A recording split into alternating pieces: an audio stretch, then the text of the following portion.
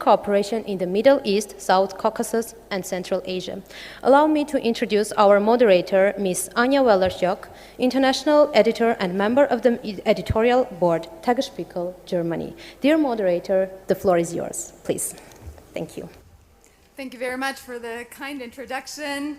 So moving on from the debate of the transatlantic partnership of the previous panel, we will now take a closer look at the region, and it's my great pleasure to welcome you to the panel, Mitigating Security Challenges through Inclusive Cooperation in the Middle East, South Caucasus, and Central Asia. My name is Anja Wellerschok, and I'm the international editor at the German newspaper Tagesspiegel, based in Berlin. With this panel, we want to analyze the challenges faced by the region, identify the central actors, and discuss possible paths toward inclusive cooperation. And it's my great honor to welcome our excellent panelists. To my right, please welcome our kind host, Ararat Mirzoyan, the Minister of Foreign Affairs of Armenia. To his right, Jean-Noël Barrot, the Minister of Europe and Foreign Affairs of France. To his right, Barzan Arabekian, the Minister of State for Foreign Affairs and Expatriates of the Palestinian Authority. To her right, Tatiana Molsian, the Executive Secretary of the United Nations Economic Commission for Europe. And to the very right, Nigar Göksel, Project Director of the International Crisis Group in Turkey. So, Minister Mirzoyan, as you mentioned in your speech this morning, the title of this year's Yerevan Dialogue, Navigating the Unknown, couldn't be more fitting. As the previous panel discussed, the US, one of the most important actors on the world scene, has become completely unpredictable in its foreign policy, and the EU is scrambling to rise to the immediate need and the use of the window of opportunity to fill the vision of European sovereignty with life. From your point of view, what are the most important challenges that Armenia and the region are currently facing? Well, hello once again, dear friends, dear guests, and thank you very much for this interesting question. You know, dear colleagues, dear guests, sometimes we, public figures, politicians, journalists, we, during our public appearances are supposed to, and I think this is a big secret, but everybody knows this secret. We are supposed to have the very serious expression of the face and express some clever and complicated ideas. In this case, to answer this question, I'm going to come up with very simple answers because, you know, usually the truth is very simple. And the simple answer in this case, I believe, is that there is huge demand for peace in the world. Everybody is fed up, everybody is tired of, and everybody is exhausted with the wars, be it in Ukraine, the suffering in Gaza, I don't know, the war that we have, the conflict that we have seen here in South Caucasus and elsewhere. So what makes us a little bit unique, and I'm very sorry for this word, is that in our case, in case of Armenian-Azerbaijani conflict, we have made already tangible steps towards establishment of peace, and it's the agreement, bilateral agreement upon the text of draft agreement, that draft peace agreement between Armenia and Azerbaijan. I very much hope that everybody would agree that this is a huge accomplishment, and we are ready to sign this agreement and then eventually, of course, ratify, which will open an era of peace and cooperation in South Caucasus. And coming also to the title of this panel discussion, this model probably, hopefully, could also be exported to, I don't know, of course, every conflict is unique, there are nuances everywhere, but the approach, the general aim to establish peace and then open an era of cooperation and peace could be exported to Ukraine, to Middle East, to some other regions which might be needing intervention. And I want to remind all of us here, our colleagues, politicians, governments, members of parliaments in the world, our final aim and our obligation is to create an environment where our citizens could build their happiness, their livelihood, have better education, better healthcare system, and of course the other things too. So we must act as we are obliged. We must create this environment. First of all, peace and security. I can, of course, elaborate a little bit on the benefits that the peace could bring. For instance, we have been speaking about the crossroads of peace, the establishment of transport corridors here in South Caucasus, unblocking of transport infrastructure here in South Caucasus, mainly between Armenia and Azerbaijan. And we all, if we just have one look at the world map, we can see that unblocking these communications here in this region could connect Europe with Central Asia. But I mean, these are evident things that I don't think there is much necessity to speak about from this panel. Minister Barrot, moving on to you, looking at the likely window of opportunity for the peace agreement between Azerbaijan and Armenia, but also on the impact on security and stability in the region. Is France, is the EU doing enough to support its partners in the region? Well, first I'd like to thank our host for this second edition of the Yerevan Dialogue. With a fantastic program and amazing speakers that has certainly become an outstanding venue for discussions on peace, security, and regional integration, and which speaks of Armenia as a very central place in this region, a place where solutions are found and new cooperations are created. So thank you for the invitation. It's an honor to be here.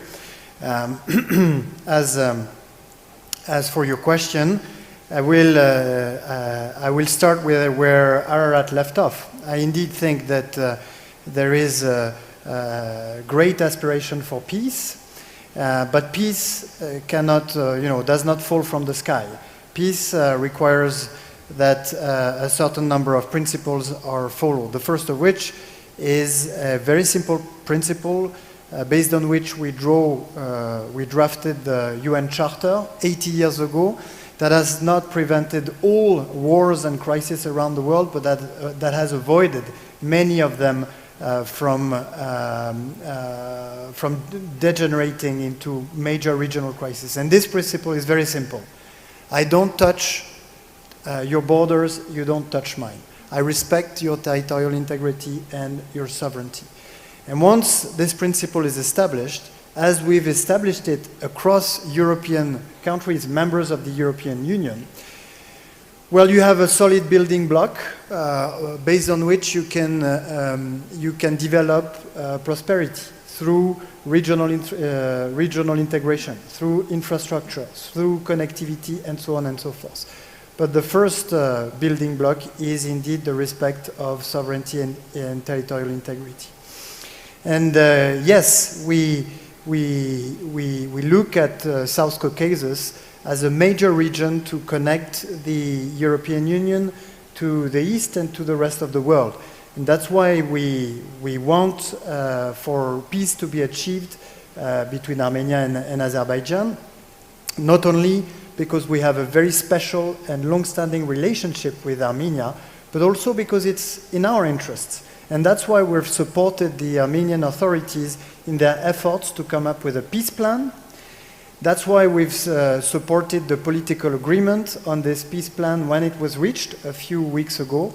And that's why we're calling upon both parties to now sign and ratify this treaty, so that based on this regional peace, we can build a future of prosperity, regional integration, and prosperity in the region that will benefit Armenia, but that will also benefit the European Union. Thank you.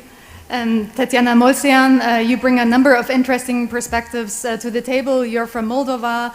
You have worked extensively on multilateral and European cooperation. Right now, you're serving as the Executive Secretary of the United Nations Economic Commission for Europe. When we look at what the EU is currently doing with its sanction policy, it's closing windows for economic cooperation. Do you see other windows opening? Do you see these developments as a window of opportunity for closing these ties between Europe and Central Asia? Thank you. well, there is always a window of opportunity. If we don't believe in a window of opportunities, we won't be here. And here it means having this discussion, for which I'm very grateful to our host, to the minister, bringing me back to Yerevan and seeing by myself the dynamics and also the progress in not only in the country but also in the region. And there is a window of opportunity, and there is a window of opportunity when we speak not only about the developments and the political opportunities. And Tatiana, sorry, can you move a little bit closer to the microphone? There are these opportunities despite the political challenges.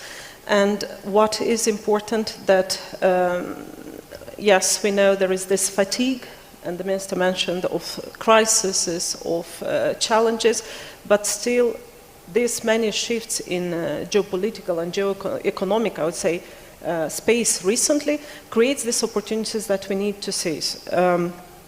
And it's good that today we discuss this, how we can plan ahead, the path forward, and having this foresight approach, planning in advance.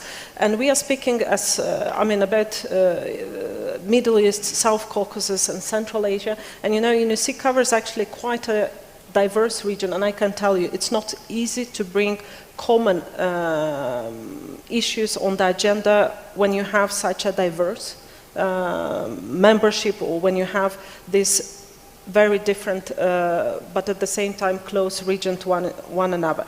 The opportunities are, first of all, in interconnection. So we have to create the dialogue and the connection between the countries, between the regions.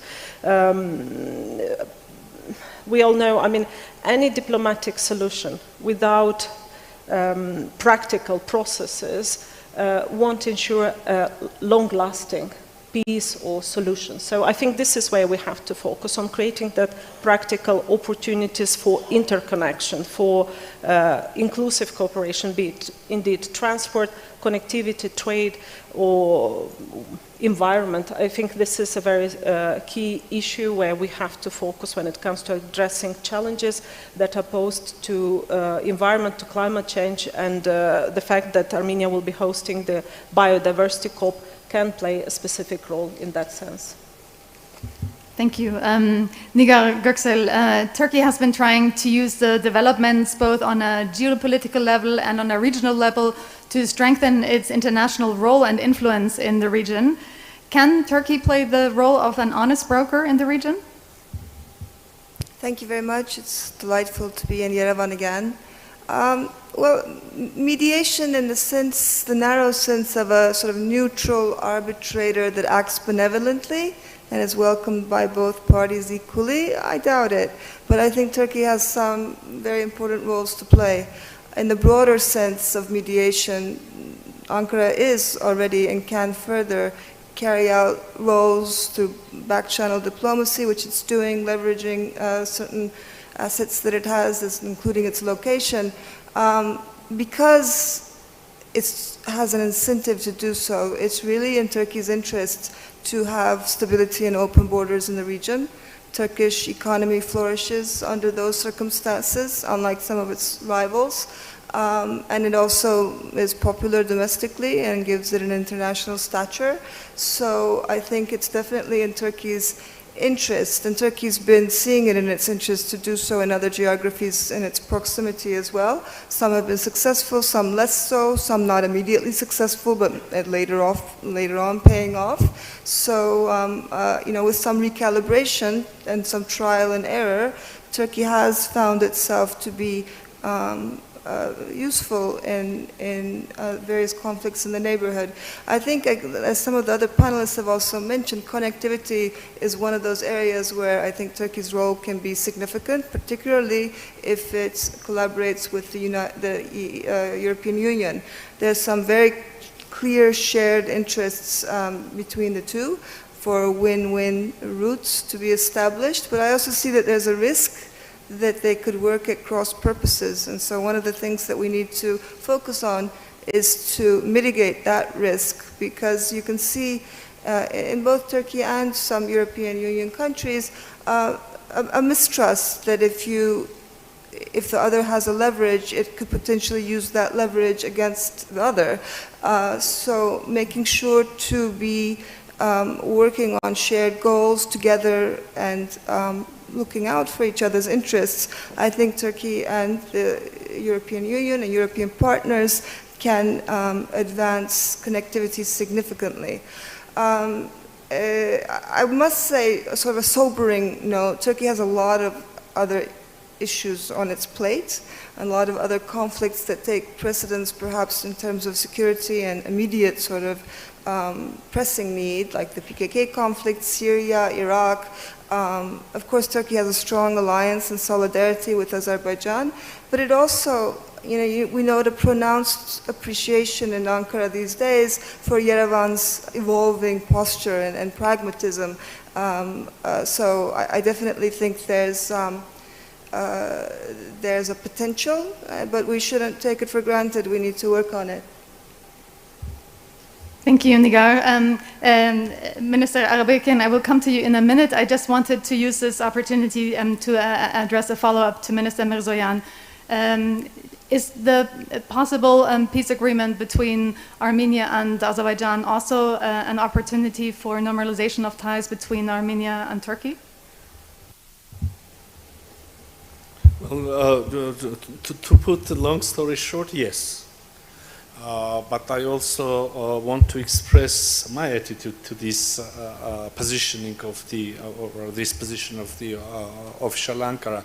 We have launched our dialogue with Turkey, having in mind and publicly saying both. I mean, we and our Turkish colleagues that this process should take place without any precondition. Now, I want to say that we are happy to see that the Turkish-Armenian dialogue is not that problematic as one could assume.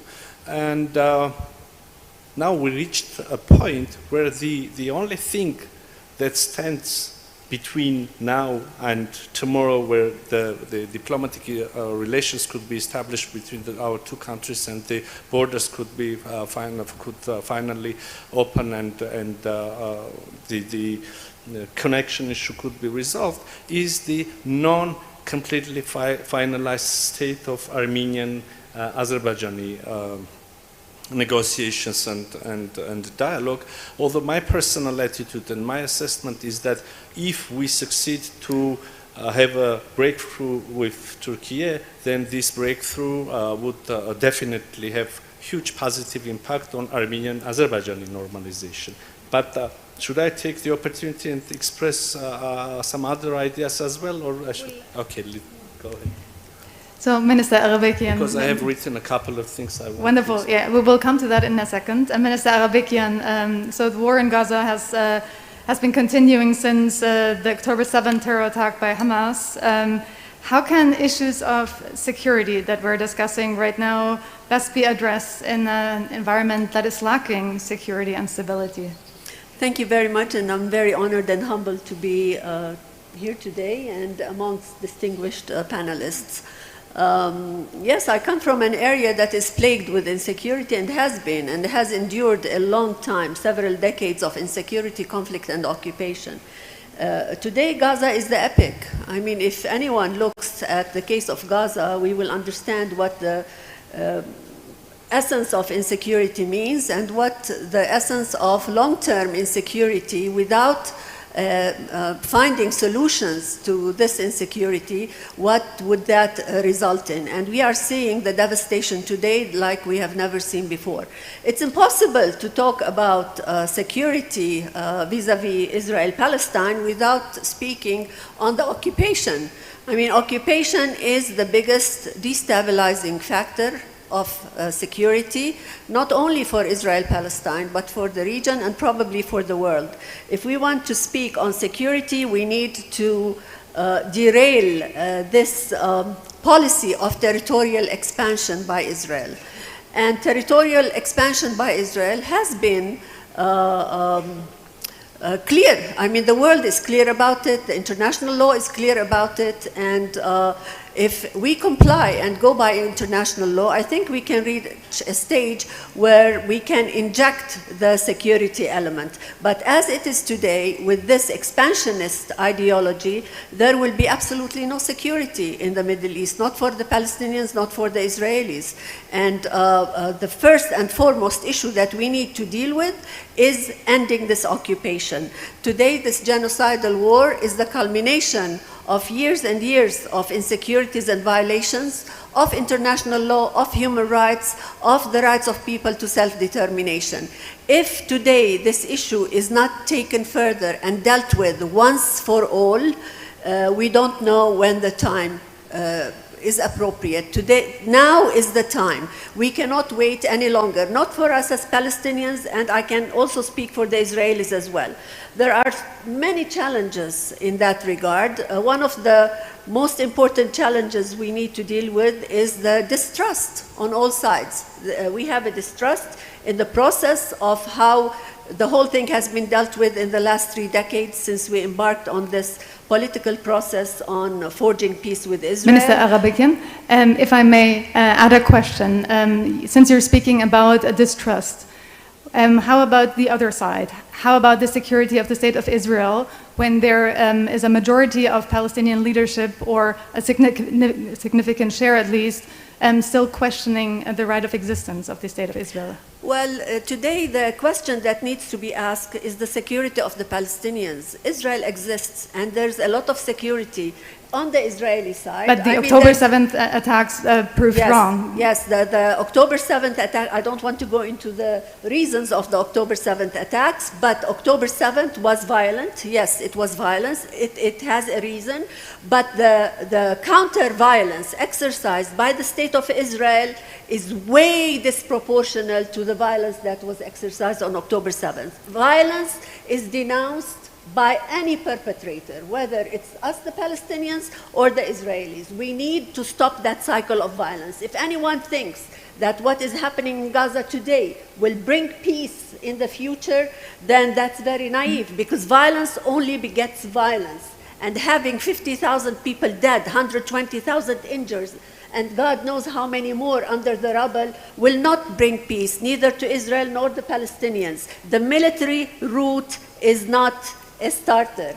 We Minister need to Arabikian, sit around the table. I'd like to bring in Minister Barrot at this point. Minister Barrot, you've recently reconfirmed France's decision to recognize the state of Palestine. This is not a consensus position in the EU. Could it be a game changer? Could it be the way to peace that Minister Arabikian is describing? So France has not announced that it has recognized Palestine. No, its intention. France is chairing a UN conference with Saudi Arabia on the two-state solution, because we have this view that is very broadly shared in Europe and the rest of the world, and that is unanimous in the European Union, that there is no military solution to the Israeli-Palestinian conflict, that only a political solution can bring peace and stability to the region and ensure the security of the Israelis as the Palestinians. But right now the urgency is to ceasefire, to the liberation of the hostages of Hamas that needs to be disarmed, and the unhindered access of massive humanitarian help to those that need it in Gaza. Then, and that's the topic of the conference we're working on right now, the question is, how can we preserve the perspective of this political solution? So yes, indeed, European countries, other countries from the West that have not yet recognized the state of Palestine could do so, which would help in preserving the perspective itself. But the way President Macron has been considering this decision is not only to make it a mutual decision of several European countries and Western countries, but to bring other stakeholders to also make movement in the same direction. And this means for the Palestinian Authority that we support to engage into the reform that are needed for it to be able to govern the state of Palestine once it exists. It means for Arab countries, in particular those of the region, to agree, when the war is over, to enter into a security architecture within which the state of Palestine and the state of Israel will coexist. It also means for them at some point to normalize their relationship with Israel. And then it means for Hamas to agree to a perspective of disarmament and to agree not to be associated in any manner to the future governance of Gaza. So what we're trying to do right now is to break the cycle of violence by offering a serious political perspective that is also in the interest of Israel, because it will be building the blocks guaranteeing the security of Israel moving forward. So that's the way or that's the direction we're taking. And hopefully, if all stakeholders take their part, it's a difficult part to take. It requires to take some risk, but if all stakeholders take their share of the risk, then hopefully we'll have made progress by this conference. Mm-hmm. Thank you. Minister Yerevan, back to you. Our panel's title speaks of inclusive cooperation. What would this look like for you, for the region at large? Well, answering this question, I should probably continue where Minister Barrot stopped. By the way, we pretty much share the vision of the French ministry, the vision for the solution of Middle East. Probably the only tangible difference is that Armenia has recognized the state of Palestine, and we have the honor to have the minister participating in the panel. By the way, again, taking the opportunity, I have sent an invitation to our Israeli colleague as well, and I believe this conversation would benefit if our distinguished colleague from Israel also had decided to participate. Nevertheless, so joint engagement and mutual agreement is probably key. You know, again, this is a very simple truth. You cannot establish truth alone. You need at least the other side also wishing and being interested in this peace. That's why we are very much following and very much committed to our dialogue with our Azerbaijani colleagues. We cannot establish peace in South Caucasus without having our Azerbaijani colleagues at the table. That's why we not only continue our delimitation process, and here, Minister, you are completely right. The cooperation and peace should be based on mutual firm acknowledgement of territorial integrity. If you violate the borders, then the whole concept collapses. That's why we can discuss not only the peace treaty, which is again a simple, more or less simple document. No single peace treaty can regulate all the spheres of life or relations between any two countries. That's why also that we discuss the future possible cooperation and transit routes crossing Azerbaijan and also Armenia. So cooperation and engagement is indeed key. Mm-hmm. Yeah. Well. Yes, I want to bounce back on what I just said, because look at the geographical position of Armenia. It is basically a crossroads, or it can be a crossroads, but it is a landlocked country that is located in between two regions where two of the largest crises in the world are happening. And so either we manage to come up with peace and political solutions to these major regional conflicts that affect the entire world, in which case the peace crossroads that Armenia has designed and implemented will serve as a formidable sort of conducer to growth and prosperity for this South Caucasus region, but much broader for Europe, for the Middle East, and for South Asia.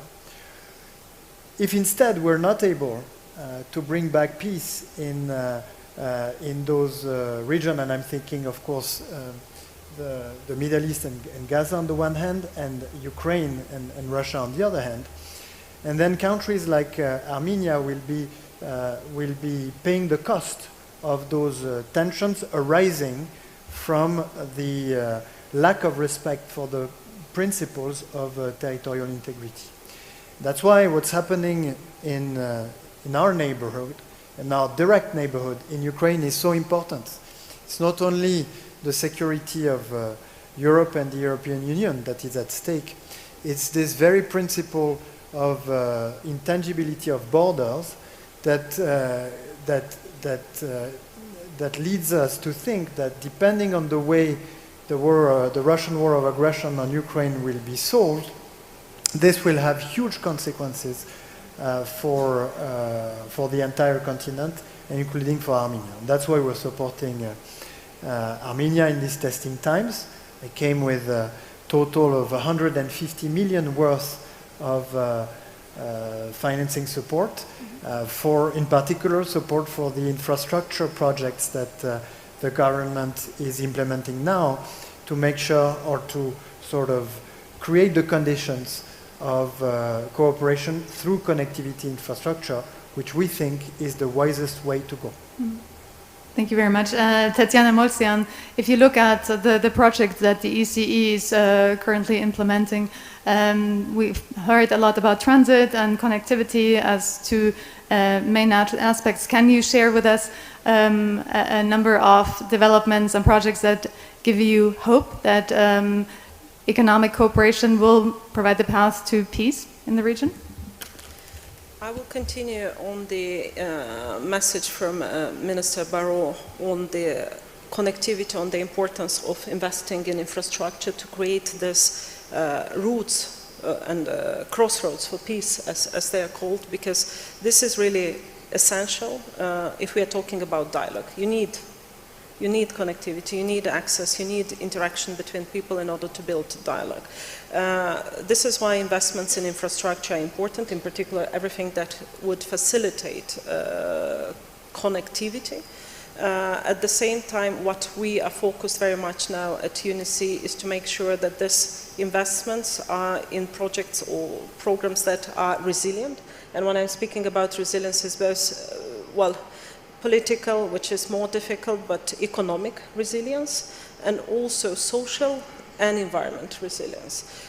Because we can invest a lot. One day we have a flooding, we have a crisis, and all of this investment is compromised. So this is one key area where we work very closely, including with the countries from the region, but specifically with Armenia as well, to see how we can support this development of corridors.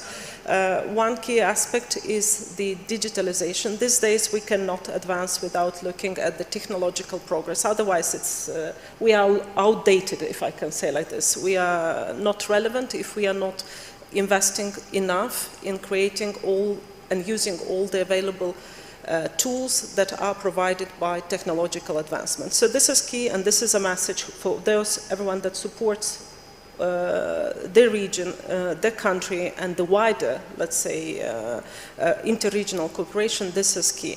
But I wanted also to refer to one more, because a lot was mentioned about lack of trust, no confidence between the department. And here's where I see the biggest contribution that we can do, and in particular from the UN, but let's say a regional commission with a more sectoral economic view.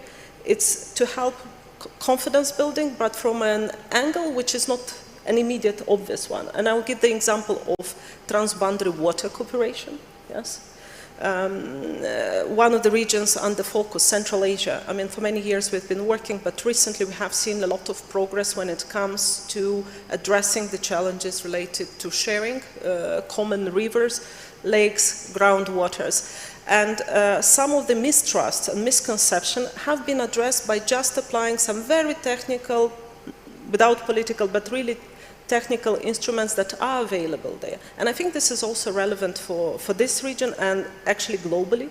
And I know that France has this as a part of its external policy, foreign policy, to really support countries globally, including for this One Water Summit that was last year, to look at solutions of confidence-building measures, not the usual one that you would suspect, but through cooperation like this, because sometimes tensions are created without real ground.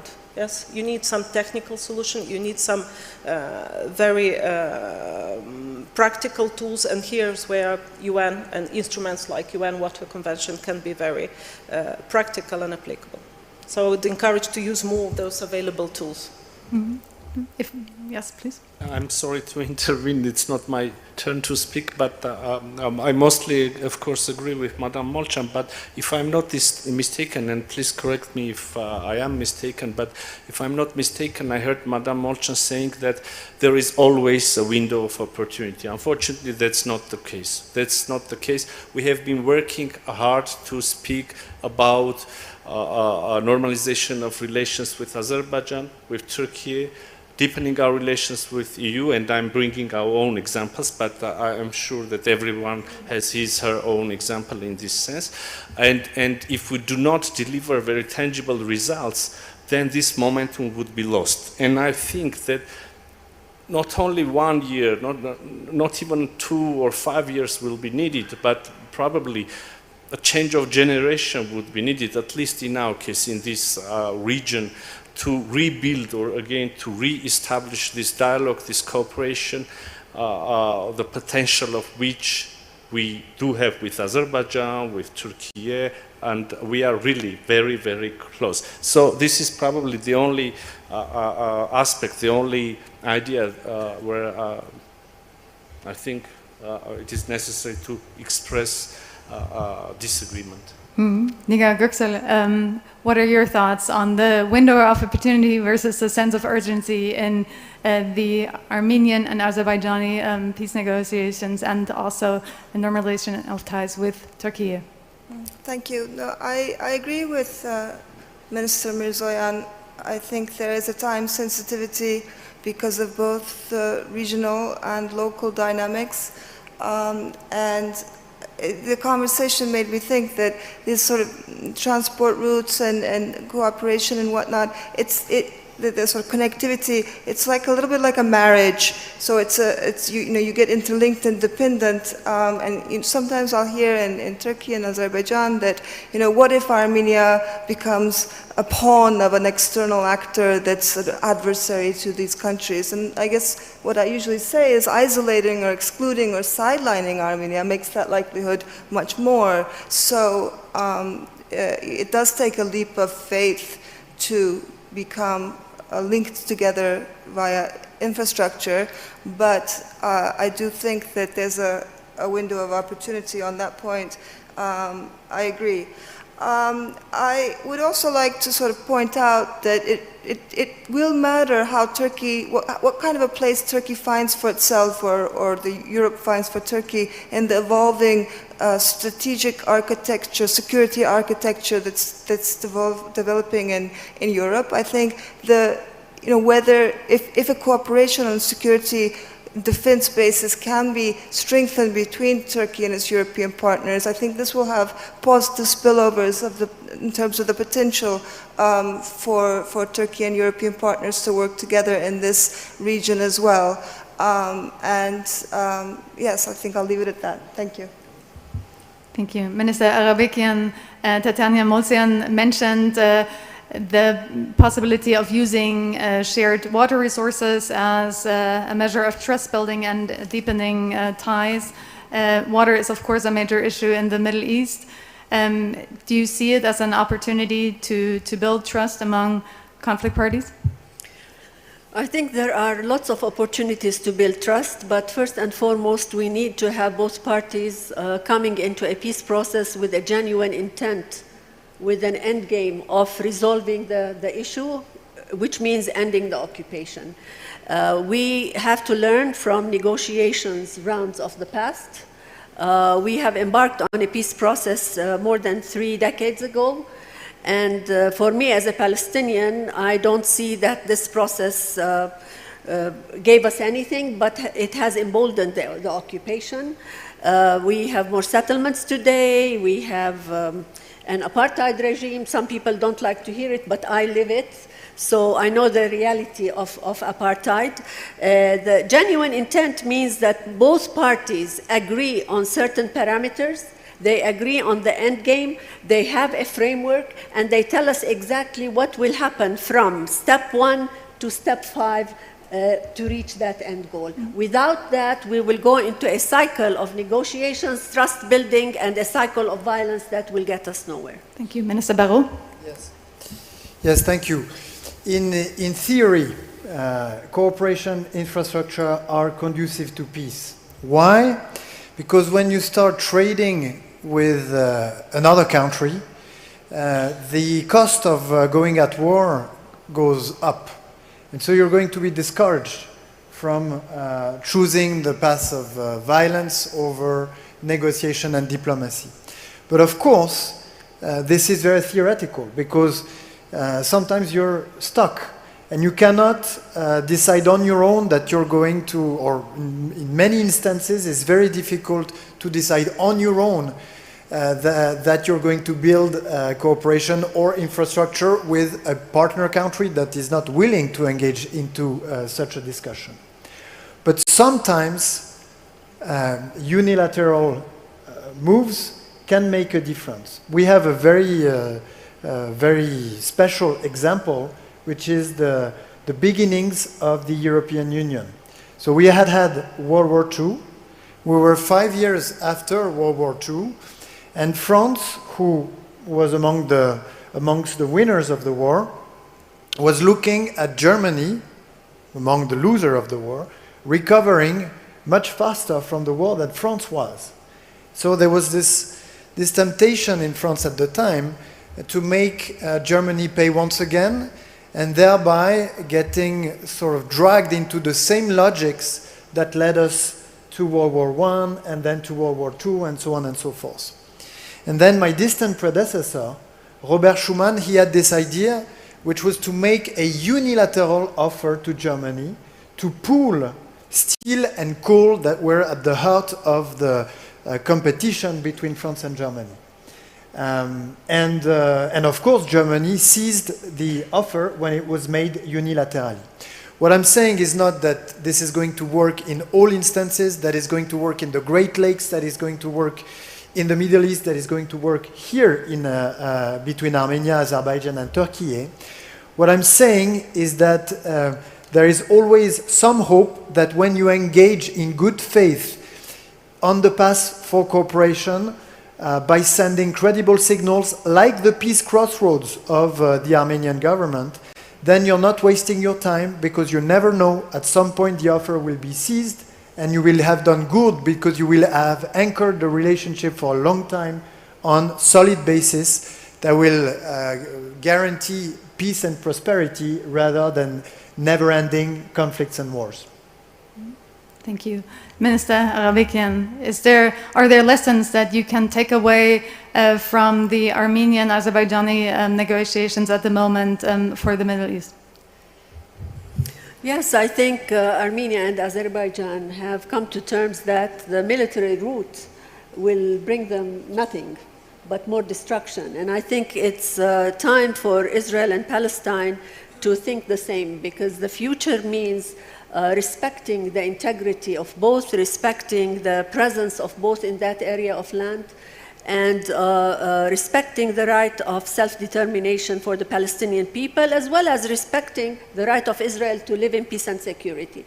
But for Israel to live in peace and security, it has to respect its neighbors and the integrity of its neighbors. We have extended our arms on forging peace with Israel. And we have recognized the state of Israel in 1988, and we have embarked on this peace process. We are ready to continue that process so that Israel and Palestine can live side by side in peace and security with mutual respect and trust for the future. Our children need that. Thank you. Coming back to the region and our host, Minister Mirzoyan, We're currently witnessing a struggle between pro-European forces in the region and Eurosceptic or Euro-hostile forces. What does the region need in order to strengthen its ties with Europe and its outlook towards Europe? Well, you're putting me in a very difficult position, because now I have to speak also about and in place, if I may, I don't know, or I express my ideas about Azerbaijan's perceptions, about Georgia's perceptions. For sure, I can speak definitely for Armenia. So we just adopted a law saying that the government of Armenia should adopt the policy of European integration and policy of becoming a member state of the European Union. So we are in the middle of a process of significantly deepening our ties and integration with the European Union. But also, as you said, there are also Eurosceptics here as well. I was referring to this situation during my previous intervention, saying that there is huge expectation in Armenia, within Armenian society. So we have democracy here. We are diversifying our ties with our international partners. We are launching several programs and mechanisms. We do have a SIPA agreement. We have a new partnership agenda with the European Union. But also there is huge expectation. And again, this is a bilateral, process. We can have expectations, but maybe that's not the case, and that's not the readiness from the European side. So we should understand where our visions coincide, and if they do coincide, how to act, how to plan our joint tomorrow. For now, there are huge expectations within Armenian society, and if these expectations are not fulfilled by our government, by our EU colleagues, then we will have a huge frustration. This is a region where the feelings are very important, historically and traditionally. And if these expectations lead to not fulfillment but to frustration, then again, the momentum would be lost, and I can hardly imagine when we can restart the process again. Minister Barrot, close us off, please. How can the EU prevent from creating disappointment among populations like we're starting to witness this in the Western Balkans, for example? Yeah, so first let me look at the glass half full rather than seeing it as half empty. There is a lot of appetite for the European Union right now. In fact, I think it is even underpriced, because it is criticized, a little bit like, the way you spin your question. European Union is creating discouragement among candidate countries and so on. But it is right now looked as a safe haven for predictability, stability, the rule of law, democracy, and freedom. Because everywhere else in the world, you're seeing some form of backsliding one way or another, or unpredictability, or instability, or uncertainty. And the European Union is an antidote to this evolution of the world that is not good for business, that is not good for people. So Armenia is not alone in its aspiration to join the EU, because joining the EU is not something you do for the money, right? You do it because you crave for democracy and freedom. When you're a candidate country, what's the toughest part?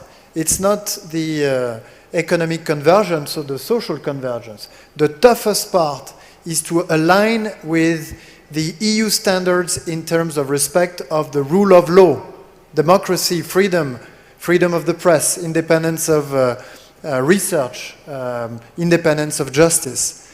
This is a treasure that is going to see its value increase at a fast pace in the next few years. And so Armenia is not alone among countries that are looking at the EU as a guarantee for democracy, guarantee for freedom moving forward. Now, of course, as I said, this is a difficult process. It's a difficult process to reach the the EU standards in terms of the rule of law. And so it's taking some time, and sometimes people are getting frustrated. And this is what we've seen in some countries in the Western Balkan. We are going to see in the next few years, in the very near future, some countries from the Western Balkan reach the end of their accession process. I think that Montenegro is making a very significant process. Albania is making great progress. And they will serve as examples for the other countries of the region that are willing to follow suit. But I agree also that it's the responsibility of the EU to work with candidate countries to facilitate the public acceptability of the efforts that need to be made until the accession is reached. And that's the spirit in which we've been supporting the European Peace Facility for Armenia. That's the spirit in which we've entered into a discussion on visa liberalization. And that's the spirit in which we're going to facilitate, if indeed Armenia becomes a candidate country, its gradual accession to some of the dimensions of the single market, so that the citizens, but also the authorities in Armenia, realize that their efforts will not be in vain and that there are tangible benefits to the accession, and that even before the whole process is completed. So in summary, the EU is currently underpriced, but countries that are facing huge threat in their neighborhood know the value of democracy and freedom, and that's the reason why they're looking in the direction of the EU. The times we're living through, where we're seeing some more instability, more uncertainty, is giving even more value to the EU accession process, but it's also the responsibility of the EU to make sure that candidate countries deserve special treatment. Thank you very much, Minister Barrot. Unfortunately, we've reached the end of our discussion, and obviously we were unable to have an exhaustive debate on the huge topic. Unfortunately, we won't have time for further discussion. We will move on to the next aspect in the program, and let me thank our excellent panelists for their lively discussion. I hope that this debate was the beginning of many fruitful exchanges.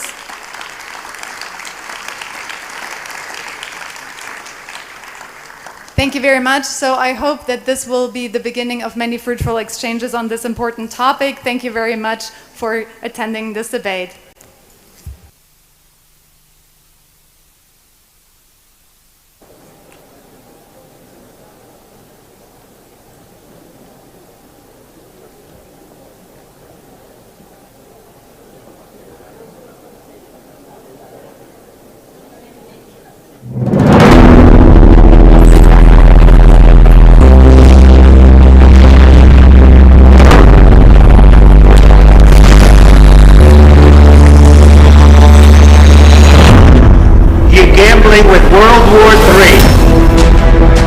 Nous rentrons dans une nouvelle ère.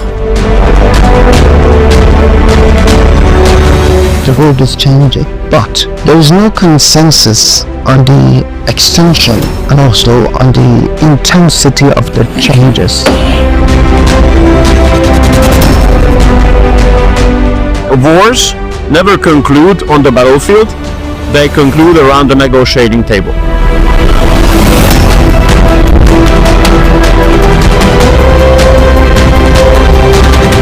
Peace between Armenia and Azerbaijan not only is possible, but is within reach. We have a real chance now, we, Armenia, Georgia, Azerbaijan, to close the page of enmity in this region and to open an era of stability and peace.